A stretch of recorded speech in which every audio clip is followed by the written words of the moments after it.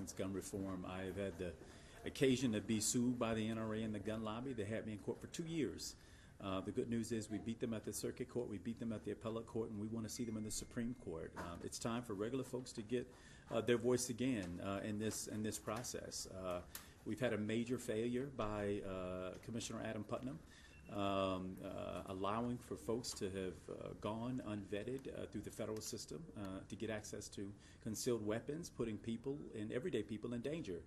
We believe that there ought to be comprehensive background checks. We believe that there ought to be sufficient waiting periods, that weapons of war should have no place on our city streets, and that domestic violence abusers should not get access to weapons to snuff out the lives of their loved ones. Those are basic, those are common, and they enjoy a lot of support.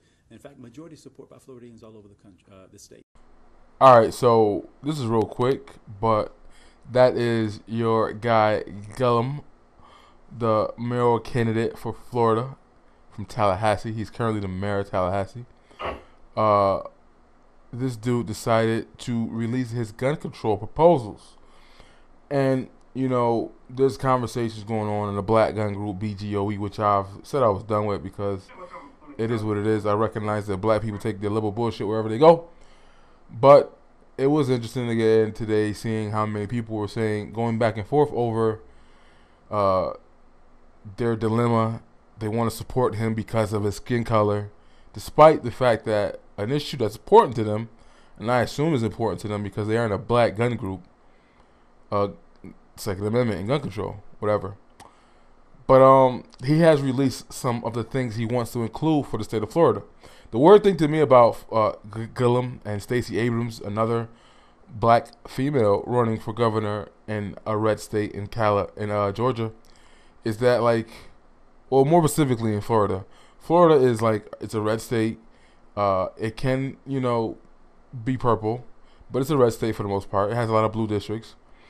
But people go there for a reason, right? Like, they get to keep more of their money. Gillum wants to raise taxes. Florida, I mean, it's the South, so they have similar red state gun laws that are lax and everybody carrying and packing and whatnot. They got stand your ground and all other stuff, right? So it's like weird. He wants to make things happen that are not Florida. Like, it's just weird. Like, he wants to do things that will completely fundamentally change the state and why people even go there in the first place. But these are some of the things he said he wants to propose. His quote unquote, air quotes, common sense gun law proposals. He wants to ban assault weapons and large capacity magazines. First of all, there's no such thing as assault weapons, and there's no such thing as large capacity magazines. I don't know what that means. The language is not clear. The gun comes with a 30 round. That's the way the gun was intended to operate.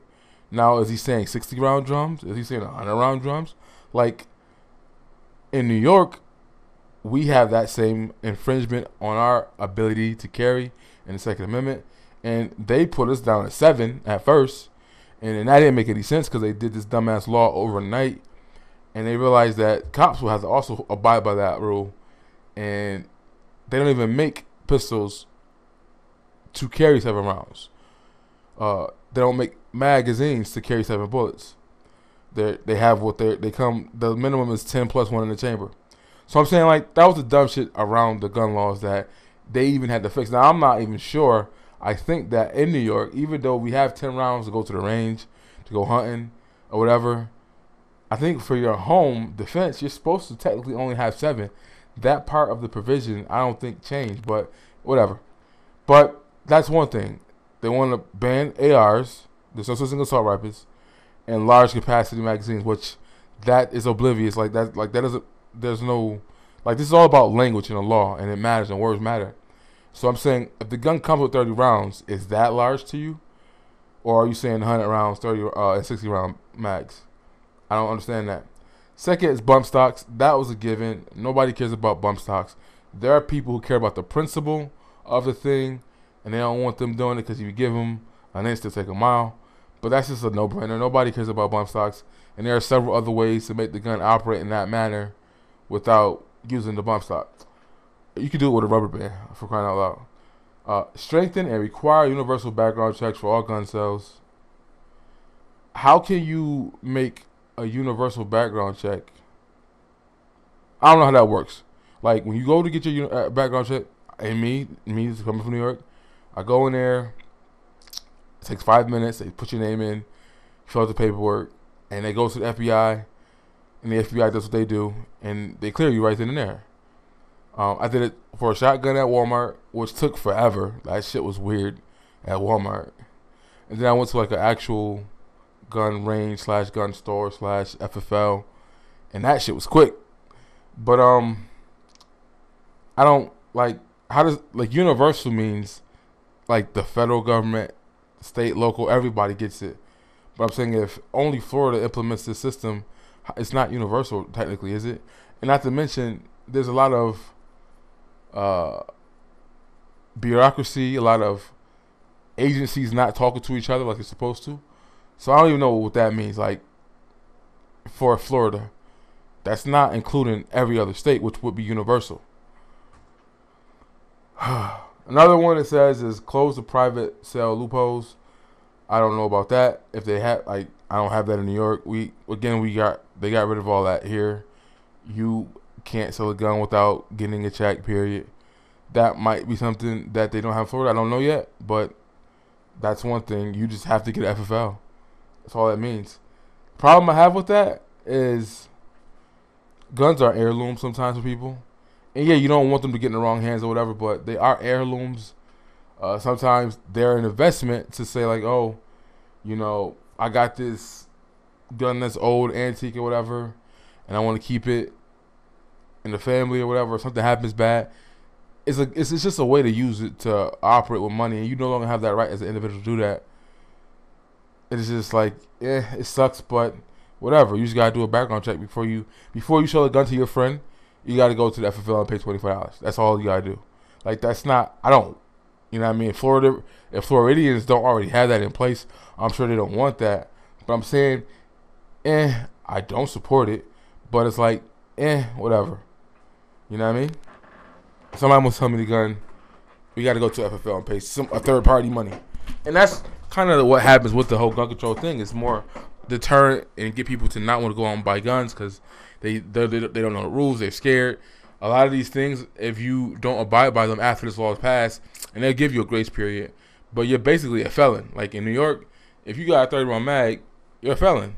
Where the shit was legal, you know what I mean? Like 5 years ago, they gave us in New York a year, I think. No, 2 years. No, a year. Basically, to make if you already had an AR-15 that was pre-ban, you had a year to register it, which nobody wants to do that because legally you will be like co-signing the bullshit in their laws and whatnot. Like you're conceding to it being an assault weapon, and it's not. But I don't support that. Another thing he says is restriction access for all the mentally ill. Houston, we have a problem.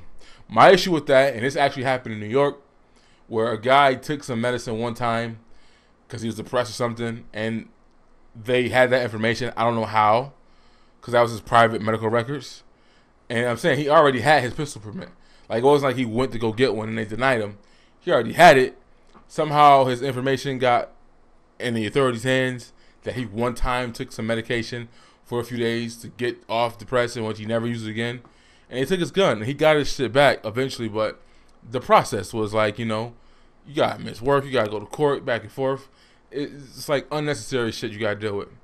So I'm saying, like, on a surface, it sounds simplistic as crazy people can have guns, but I think it's deeper than that.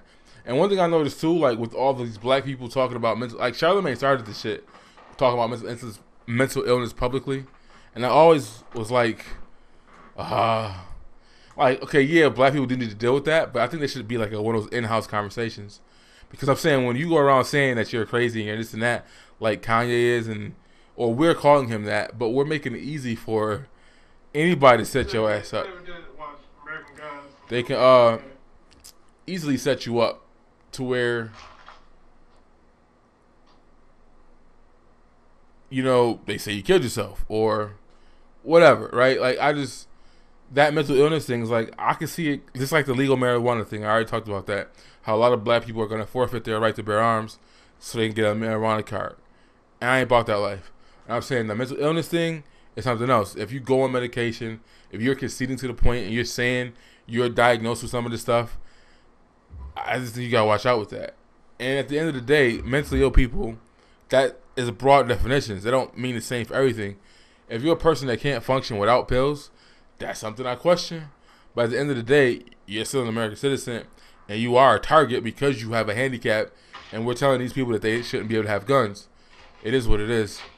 But I just have questions on how that works and how broad of a spectrum is and who determines what mentally ill is. Because, again, you can have depression, take some stuff, be good again. Is that always only going to be on your record? Again, in New York, that happened, and he got his gun back after a bunch of bullshit. But I don't know. Again, it's simple to say crazy people should have guns. I agree with that, but it's just deeper than that.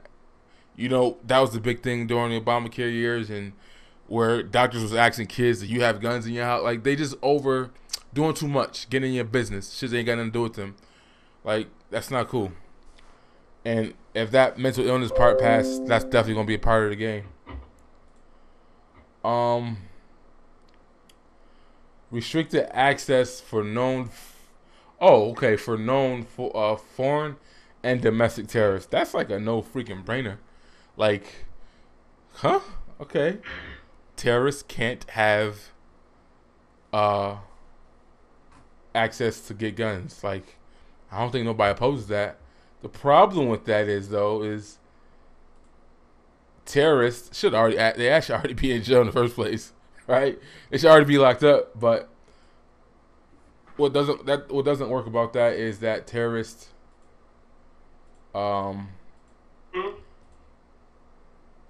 they become terrorists after they commit the crime. So most of these little tiki torch white dudes who shoot up schools or whatever, like, they would pass all of this stuff. None of this stuff here, they fail. So in essence, none of this does anything to curtail why he's doing this, right? Because it's the shootings in Florida or whatever. The people who are committing these crimes will pass all these tests. They won't fail any of these loopholes or these restrictions. It will make it difficult for certain people to get guns. People who don't have the resources. People, obviously, black folks are going to have to deal with a lot of that stuff. Let me see. Oh yeah, but I don't know. The whole terrorist thing is like this. I don't have an issue with that one, right? They shouldn't have guns, but it's like after the fact situation. These terrorists commit the crimes and they become terrorists. They're not terrorists first, unless you checking their activity or whatever. Like, you know what I mean? And then in Florida, the guy who did the shooting at the school the last time, there's a lot of information. The FBI, the local police, teachers, everybody did what they were supposed to do, but the government was not. They didn't do their job, right? So it's like weird. If they did their job, that situation would never happen. He would have never been able to buy the gun because there were so many complaints and so much issues already in place. And again, with the stuff that was already in place, he should have never got the gun. But none of this stuff addresses that because he would pass all this shit. Another thing it says is close the boyfriend loophole and prohibit gun possessions for those with felonies and misdemeanors, domestic violence, and stalking convictions. That's a whole lot of Negroes, right? And basically, it's weird how the left wants felons to be able to vote so they can make change in policy or whatever. But the left does not want a person who went to jail who's a felony and changing their life for the better to be able to bear arms. That's interesting. The boyfriend loophole, I get that. That happened in New York. The firefighter who got killed in the fire, the chick bought it. I don't know how you get rid of that loophole. That is, again, like, that's after the fact. If you tell somebody to go buy a gun and they use your name, you're going to go to jail if they use it. Obviously, you're complicit. But I'm saying, if you got a person that's clean, do it for you, they're going to pass all these different rules, all these different laws.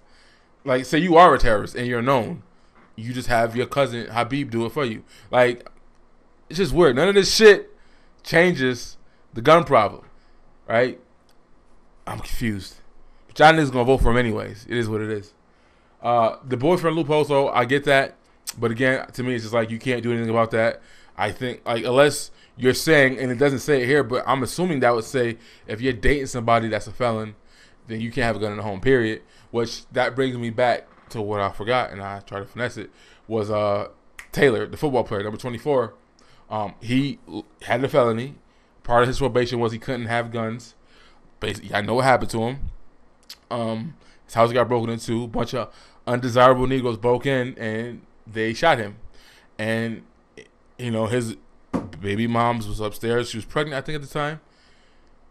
And he died, but he lost his ability to defend himself and have guns and to protect himself. So basically, it's like it's one of those situations where it's like if you get a felony, you are effed for life. Not just economically getting jobs and stuff, but you can't even defend yourself. Now, realistically, there are a bunch of felons out there who have that statement, I'd rather have one than be caught without one. So that means they know they live in an environment that's dangerous, it's not safe, and they'd rather just carry the gun regardless. They don't give a shit. Like, I know people who said that exact same thing to me. They're not supposed to have guns, but they do anyways because they know they be around dirt. And it's not just them wanting to be around it, but that's just the environment they live in. And they know that because they have a felony and people know that they have felonies, they think that they're a target and they're going to easily just come bully them or whatever. They're like, nope, I'm still packing. Just can't get caught with it. Domestic violence, that can come into play when it's a false allegation thing where, like, you had an altercation, the gray area, not you beating their ass, whatever, that happens, whatever, they taking your guns. I understand that. That's why I've conceded to the point, even though I admit, people shouldn't hit people, but when dudes be like, I'm going to hit her back, it's like, it's really not worth it for us to do that. And this is one of the reasons why it's not, because he say, she say, you lose that case. Now, you can never have a gun ever in your life, and you on record for hitting chicks. That can't help you. So, it's a tough one because, again, on the surface, that sounds like a no-brainer. If you beat women, you shouldn't be able to carry a gun. But we know that there's gray areas. We know that there's men who get lied on. We know that there's a situation where she hit him and he was defending himself. And you got to prove that shit. And sometimes men come up with the L on that. So that's we have that here in New York too. It is what it is. Just you can't hit chicks. You got to call your cousin Rashida that's like 400 pounds to come handle it for you. And stalking convictions, I guess if you stalking bitches, yeah, you shouldn't have guns. Whatever. Ban purchases and possessions of armored piercing bullets. That's them green tips 223s. I don't, again, understand what value that brings to the gun control situation. How many cases have there been where the situation was needed? I just don't understand. Like, how can armor be legal to purchase, but you can't buy armor piercing bullets? Like, I don't know what's going on with that. The police officers have vests. There hasn't been in his state of Florida that I've seen on the news any police officers being shot and killed with armor piercing bullets. I just don't know. That's just something to throw in there, just to throw in there. But that's it. I'm just, aloof right now. But yeah, I'm kind of just disinterested in the topic right now because it's black people debating over on the BGO gun group about, black folks are telling other black folks they can't be one issue voters, or this is more important than that, or I'm like, yo, chill. If I lived in Florida, I'm not voting for this dude. I don't care about none of the socialist bullshit he's trying to push. I don't think that helps black people either, right? Economic independence is not going to come from socialist policies, and that's what we need. Would I vote for the other dude if I did live there? Probably. I don't know. Or I was vote third party. I don't know. Or I just wouldn't vote at all. I don't know. In New York, Governor Cuomo wants to add more restrictions, and we already got ridiculous restrictions. And his opponent, a Republican, but it's New York, so he can't. He has to walk this tightrope of the pro-gunners, and it's not really that. It's basically all the motherfuckers in the 5 boroughs are fucking it up for the rest of New York, right? So because up there they have that anti-gun culture in the city, the big ass rat trap that just takes all our tax dollars. In Albany, like, that culture affects the rest of us. So it'd be cool if he could finesse something where the rest of New York, like from Albany down, like we don't have to adhere to the stuff that they got deal in the city, right? If y'all want to be in that big rat trap where you can't get out but one way, and y'all getting stopped and frisked, and y'all have no rights because y'all believe in this utopia bull crap, y'all should have that there. But there's a lot of people that hunt. We got all these national parks, and people that live in rural areas that, you know, there's bears and coyotes and stuff. They shouldn't have to deal with all these damn restrictions. That's just my take. If we could finesse it where we could separate the city from the rest of New York, that would be beautiful. But yeah, that's it. Black folks are gonna vote for this man, and it'd be weird if a red state, Florida, gets an anti-gun black dude and he wins and he pushes this shit through. Whew. I don't know, man. Well, I don't think we prepared for that shit. My people. And gun laws and the Second Amendment came out of really white folks' interest in maintaining slavery and keeping black folk under control and keeping them defenseless and powerless. And so and let me go back to that point now, because you see, nothing has changed in about the last 150 years. Black folk right now with the Second Amendment is in the same position. We got about 360-something million rifles and handguns in America. About 360 million of them. Now, guess whose hands they're in? They're in white hands, not in blacks' hands, because black folk have never been able to have that kind of weaponry available and accessible to them. And so, but every time you go on the Fox channel, they always talk about black folk shooting black. Look at black on black crime in Chicago. Blacks are shooting blacks. Yes, we got some stupid blacks always shooting each other. They ain't got no better sense to go kill their own people with a weapon. But out of 360-some million weapons, guess what? White folk own 99 and about 7/10 of all those weapons. They don't belong to black folk in this country. 100% of all the gun manufacturers are whites. 100% of all the weapon ammunition producers are whites. all the gun clubs and gun shops are white owned. All the rifle ranges are white owned. All the military supply stores that supply the guns and all the techniques and the hardware that goes with weapons are whites owned. And yet I can go to major city after major city and find programs and policies saying we want black folk to turn in their guns. And if you were to come turn in your guns, we'll give you a $50 worth of groceries. And guess I go by there in person, boys, I go look, I see blacks lined up outside of a damn grocery store, turning in their pistols or their gun so they can get a damn $5 bag of groceries, a $50 bag of groceries. And white folk own out of 360 million, got all the guns and weapons. I can go in the White House and might find 20 or 30 rifles in the house. And see, black people just don't understand. And I try to teach them this. I said, look, you got to learn how to play this game. And so what I would suggest to do is understand this. First of all, that even though you hear white folks talking on the radio and TV about we got to do something about the gun stocks. That's not the problem, the gun stock. Because the issue is this. When the law was enacted, it says, let's go back and be very academic for a second. It says that all citizens have a right to bear arms. Now, nobody ever defined what bear arms mean. Now, does bear arm means bow and arrows? Because the Indians, they never took the bow and arrows from the Indians. They bore arms all this time. It was a black folk they said very specifically, you cannot carry any kind of weapon, tool, knife, or anything else, or mirror, signal mirror. And so they stripped blacks down. They didn't strip Indians. Indians still had arms. They had bow and arrows and spears. They stripped black folk. Nobody's ever defined what it means when you say bear arms. Now, does it mean, so therefore, why they're bearing arms? Well, because they want to protect their property. That's because black folk were property. Then what nowadays, if you were to say to black folk, okay, black folk, you're going to protect your property. And now, and since you're outnumbered 10-1 in society, and nobody knows what bear arms mean, why don't you get machine guns? Blacks could get machine guns if they wanted to. Black folk right now could go out and get tanks. They can get bazookas, okay, because they wanted to. Or they can even say, well, since we outnumber 10-1 and racism is still in existence, because deep in the white folks' psyche is what happens about 460 years ago. They always had this massive obsession and fear of black folk having a riot and coming up against it. Right, every white every conservative organization, whether the White Klan or the bald-headed skinheads or the Knights of the Black Horse Brigade or the White Chameleons, They always had a fear that one day there's going to be a major race riot in America. That's the big reason why they fight for guns. That's why they don't want to talk about it. They don't want to talk about gun removal because they know that black folk, they want to keep black folk as disarmed as possible by having them turn in their guns to get groceries while they stock up on guns and weapons. That's why every time there's an issue that rises that looks like it might precipitate something dealing with race, they'll rush out and buy every gun they can get. They're loaded down with them. And it's because, again, black folk have never said, well, I want out number 10 and 1, I want an atomic bomb. Because under that law, he could say that.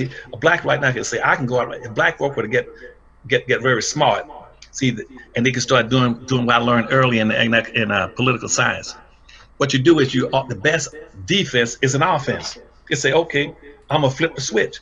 I'm not gonna be against gun control. I'm not gonna be against removing the Second Amendment. I'm gonna say, no, enhance it. So that I go out now and based on what I want to be armed with, because my neighbors might attack me, I'm gonna put landmines in my front yard. So if anybody's kids run on my yard, I can blow the hell out of them. Or I'm gonna go get me an atomic bomb.